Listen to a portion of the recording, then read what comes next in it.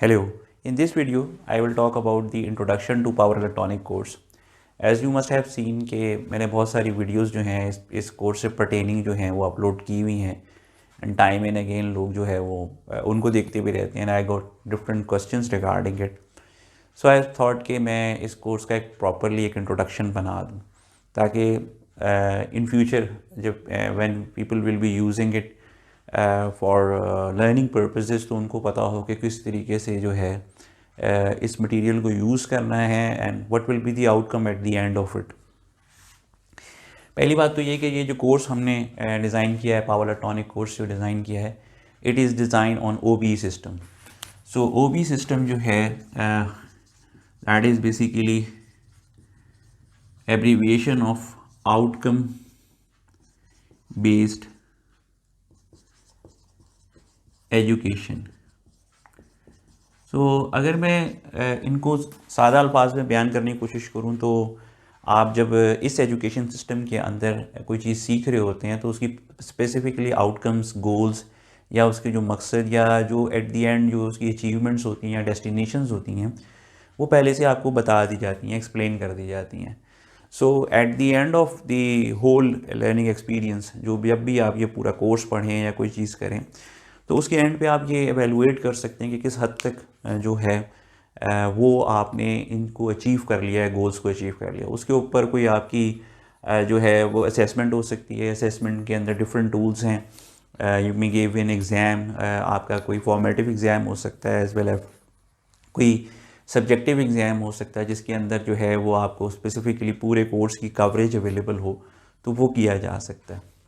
अगर हम इसकी OBE सिस्टम के अंदर जब भी आप कोई एक्टिविटी प्लान करते हैं या कोई लर्निंग प्रोग्राम प्लान करते हैं तो उसकी आप कोई आउटकम्स डिफ़ाइन करते हैं. यहाँ पे चूँकि ये पूरा कोर्स है तो यहाँ पे हम इसकी कोर्स लर्निंग आउटकम्स डिफ़ाइन करते हैं कि इस कोर्स को पढ़ने के बाद आप क्या आपके पास अचीव करेंगे, क्या चीज़ें आप एक्वायर कर लेंगे. तो मैंने यहाँ पे इस कोर्स की जो है वो 2 लर्निंग आउटकम्स रखी हैं. First is called the explain the construction, operation and characteristics of power devices. OBE system जो है it's a keyword based system.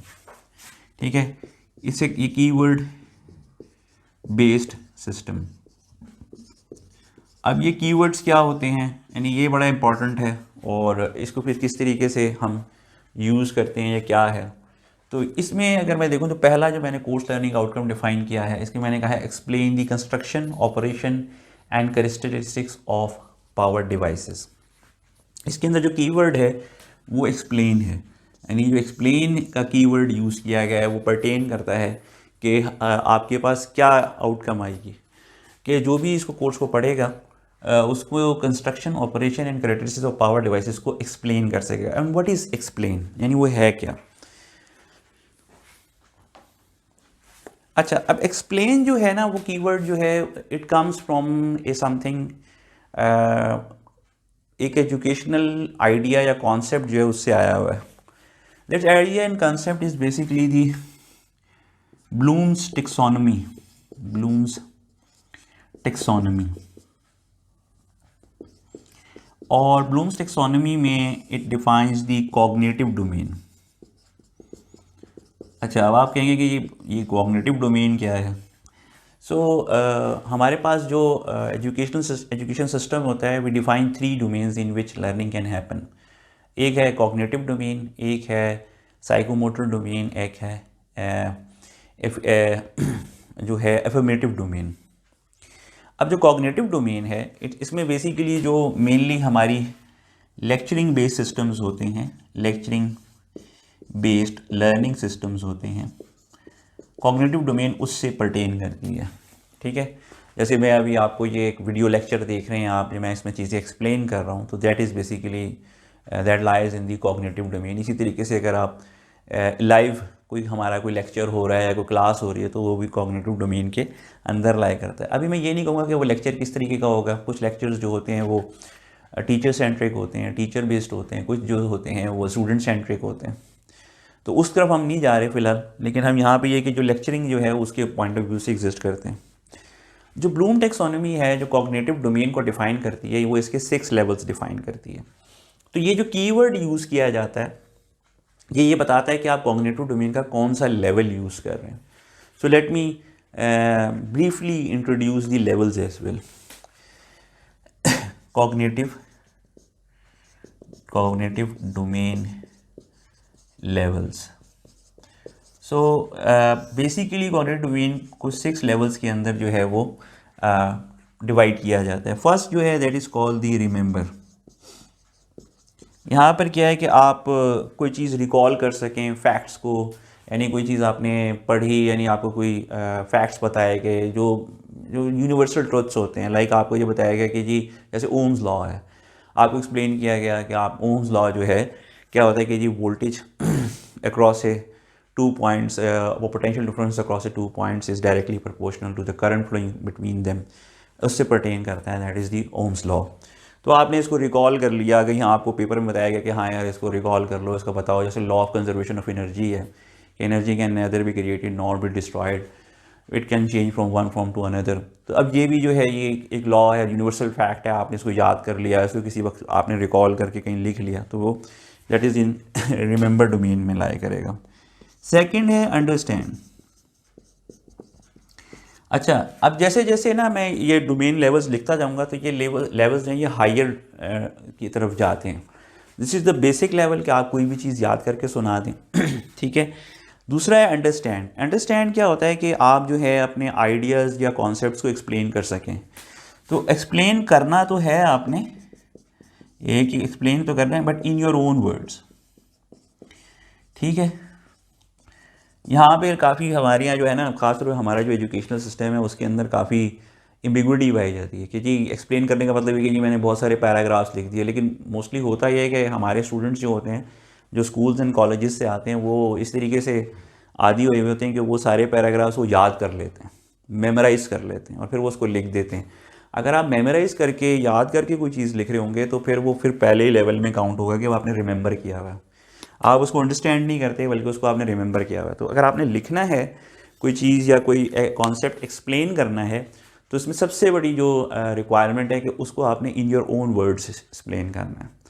तो अगर आप इन अपने लफ्ज़ों में एक पैराग्राफ की सूरत में किसी कॉन्सेप्ट को या बेसिक कॉन्सेप्ट या आइडिया जो है उसको एक्सप्लेन कर देते हैं या बयान कर देते हैं तो वो जो है that is called the second level, that is the understand. यानी ना सिर्फ ये कि आपको वो फैक्ट याद हो बल्कि आप उसको समझते भी हो कि वो है क्या. ठीक है ना. याद रखिएगा कि जैसे जैसे आप हायर डोमेन में मूव करते हैं तो लोअर लेवल की अंडरस्टैंडिंग होना ज़रूरी है. सबसे पहली क्या है जी कि आपको वो याद हो वो है क्या, आप रिकॉल कर सकें, फिर आप उसको एक्सप्लेन कर सकें अपने लफ्ज़ों के अंदर. थर्ड जो है उसको हम कहते हैं अप्लाई. तो अच्छा, आपने लॉ याद भी कर लिया और आपने लॉ एक्सप्लेन करने की भी कैपेबिलिटीज जो है, लेकिन आपने क्या उस लॉ को किसी पर्सपेक्टिव में किसी डोमेन में अप्लाई किया. जैसे law of conservation of energy है, तो अगर आप law of conservation of energy को अप्लाई करते हैं किसमें कि ये या तो किसी जनरेटर को एक्सप्लेन करने में अप्लाई करते हैं या किसी मोटरिंग एक्शन को में अप्लाई करते हैं और फिर एक्सप्लेन करते हैं कि ये लॉ है, तो ये भी बेसिकली जो है थर्ड में आएगा कि आपने ना सिर्फ किसी को समझ लिया बल्कि किसी को समझा भी दिया और फिर उसे किसी सिचुएशन में अप्लाई भी कर दिया, तो वो ये होता है. इसका कीवर्ड जो होते हैं डिफरेंट होते हैं. इसमें कीवर्ड्स में आपको मोस्टली जो मिलते हैं उसके अंदर आपको कंप्यूटिंग का मिल जाता है और इस तरह के कीवर्ड्स मिल जाते हैं. हर जो डोमेन है ना, हर जो लेवल है उसके रिगार्डिंगली आपके पास कोई कीवर्ड होता है. जैसे अब यहाँ पे अंडरस्टैंड था तो मैंने एक्सप्लेन का कीवर्ड यूज़ किया. तो इसका मतलब ये है कि construction operation characteristics of power devices जो है आपने अपने वर्ड्स में जो है एक्सप्लेन करनी है. जब आपसे पूछी जाए, आपसे कही जाए कि जी आप कंस्ट्रक्शन बताएं किसी डिवाइस की या किसी डिवाइस की जो है कैरेक्टरिस्टिक्स को एक्सप्लेन करें, तो वो आपने अपने लफ्ज़ों में करना है, ये नहीं कि कहीं से कॉपी पेस्ट कर दें. ठीक है. तो मेरा ये जो पूरी कोर्स है इसकी प्लेलिस्ट जो है वो इस वीडियो के डिस्क्रिप्शन में मैंने अब दी हुई है. तो आप ये पूरी प्लेलिस्ट जाके देख सकते हैं. उसके अंदर पावर डायोड है, पावर बीजीटी है, थायरिस्टर है, पावर मॉसफेट है और आईजीबीटी है. ये 5 पावर डिवाइसेस जो हैं मैंने बहुत डिटेल में डिस्कस की हैं. और सबसे इम्पॉर्टेंट जो है इसके अंदर कि इन डिवाइसेस को बनाने के या डिज़ाइंस करने के पीछे जो मेन आइडियाज़ हैं या मेन जो बॉटलनेक्स हैं, जो इश्यूज़ आते हैं वो क्या है, उसके ऊपर मैंने काफ़ी डिटेल से डिस्कशन की है। तो ये आप पूरी प्लेलिस्ट देख सकते हैं। Eight the end of it अगर आपने पूरी प्लेलिस्ट देख ली है तो आप मुझे कांटेक्ट कर लें by writing a comment on any video and I will send you some ऐसा मटेरियल भेज दूंगा, कोई क्वेश्चंस भेज दूंगा, ताकि अगर आप उनको आंसर कर लेते हैं तो you will be able to understand कि आपको पता लग जाएगा अच्छा आप क्या आउटकम अचीव हो गई है, जो आप चाह रहे थे आपको वो मिल गया कि नहीं मिल गया। So you can even get evaluated by me as well, ठीक है ना। बहुत सारे लोगों को तो नहीं कर सकता, लेकिन जो भी बहरहाल इसको देखता है वो भेज दे मुझे, तो मैं उसको एवेलुएट कर दूंगा। So he will me get an idea कि उसी के हद तक ये मटेरियल जो है वो समझ आ गया, ठीक है। तो ये इस ओबी सिस्टम का जो है सबसे बड़ा बेनिफिट ये होता है। फोर्थ जो इसके अंदर लेवल है वो है एनालाइज, ठीक है। तो यहाँ पे जो मैंने जो सेकंड कोर्स लर्निंग आउटकम लिखा है वो है analyse the converter circuits and find their performances, ठीक है।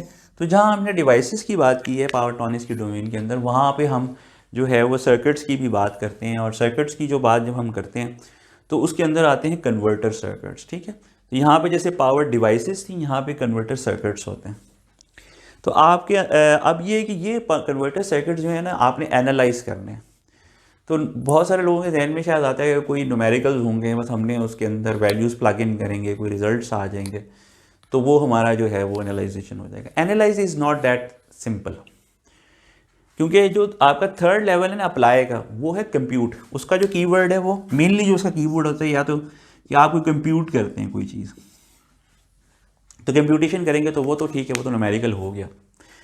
लेकिन इस कंप्यूट करने के नतीजे में जो आपके पास नंबर्स आते हैं, क्या उन नंबर्स को यूज़ करके आप किसी भी तरीके से इस सर्किट की परफॉर्मेंस एक्सप्लेन कर सकते हैं। That is what is called analyse.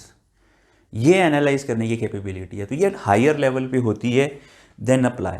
सिर्फ आपने अप्लाई करके फार्मूलाज वगैरह लगा के रिजल्ट्स नहीं निकालने, बल्कि उन रिजल्ट्स को एक्सप्लेन भी करना है कि उनका मकसद क्या है, वो बताते क्या हैं। और यहाँ पे इस कोर्स के अंदर अगर आप देखें तो वो असल में बता रहे होंगे इसकी परफॉर्मेंस, कि आप वो नंबर्स लेंगे और बताएंगे कि ये जो सर्किट हमने कन्वर्टर सर्किट आपने पढ़ा है या देखा है उसकी परफॉर्मेंस क्या है, कैसा परफॉर्म कर रहा है वो, ठीक है। तो मेनली पावर इलेक्ट्रॉनिक्स में ना दो चीज़ें जो हैं वो परफॉर्मेंस को एवेलुएट करने में यूज़ की जाती हैं, ठीक है। वो दो चीज़ें हैं, ठीक है, मैं नंबर बता देता हूँ। पहली चीज़ जो है उसकी एफिशिएंसी देखी जाती है सर्किट की। दूसरी चीज़ जो है उस सर्किट जो है वो नॉइज़ कितनी प्रोड्यूस कर रहा है या रिड्यूस कर रहा है। तो ये चीज़ें जो है ना परफॉर्मेंस के अंदर देखी जाती हैं कि एफिशिएंसी एंड नॉइज़। तो इससे पता लगता है कि जब आप एनालाइज करते हैं, नंबर आते हैं, उनको एनालाइज करते हैं, बताते हैं कि कितना एफिशिएंट सर्किट है।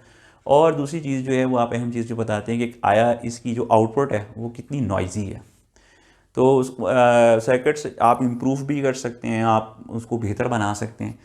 पावर इलेक्ट्रॉनिक्स के डोमेन में किसी भी सर्किट की परफॉर्मेंस को बेहतर करने का मकसद ये कि आप उसको ज़्यादा एफिशिएंट बनाएं या उसकी नॉइज़ कम कर दें। और अगर आप बहुत ही मेहनत करते हैं और बहुत ही अच्छी अंडरस्टैंडिंग रखते हैं कि आप ऐसा सर्किट बनाते हैं जिसकी एफिशिएंसी भी ज़्यादा है और जिसकी नॉइज़ भी कम है, तो वो तो बहुत ज़बरदस्त होता है। यानी कि that is very creative work.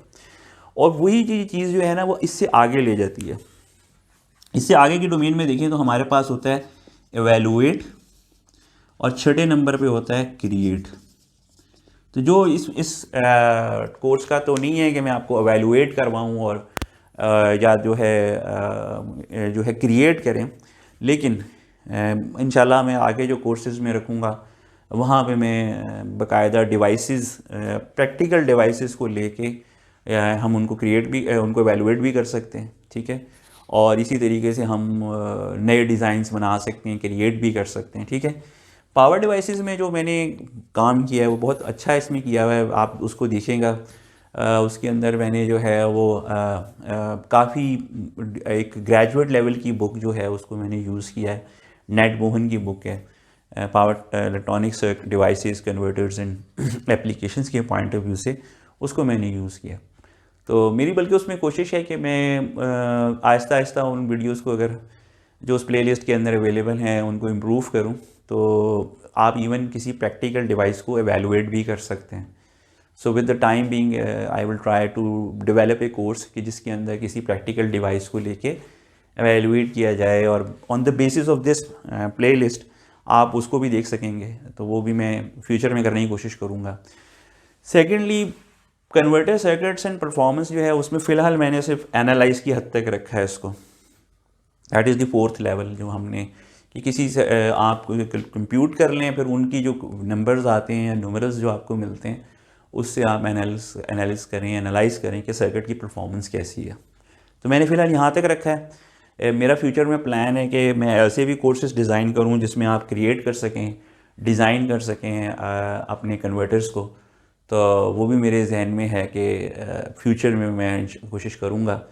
तो स्टे कनेक्टेड, आप देखते रहें, कंटेंट को देखते रहें। ऑल्सो कमेंट करें, लाइक करें, सब्सक्राइब भी कर लें चैनल को अगर इफ़ यू बिलीव के somehow it adds knowledge, आपकी नॉलेज को इम्प्रूव करता है या वैल्यू ऐड करता है आपकी नॉलेज में, तो आप इसको अपने सब्सक्राइब भी करें, शेयर भी करें, अपने दोस्तों में शेयर करें ताकि वो इसको देखें, वो भी इससे फ़ायदा उठा सकें।